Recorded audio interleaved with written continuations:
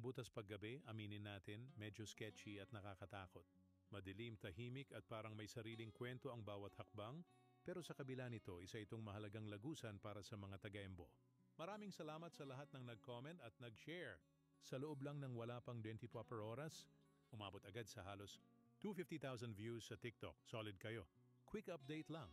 Ang tinatawag nating butas ay hindi po sa Pitogo. Bagamat may daan papuntang Pitogo, nasa South Sembo mismo ang butas. And ito ang interesting part, hindi na ito bahagi ng Makati. Noong 2023, naglabas ng desisyon ng Korte, Suprema na naidas pinisyen galang tiyo barangay das tiyo Embo area, kabilang tiyong South Sembo, ay opisyal ng parte ng Taguig City. Kaya kung maglalakad ka sa butas, Taguig ka na pala.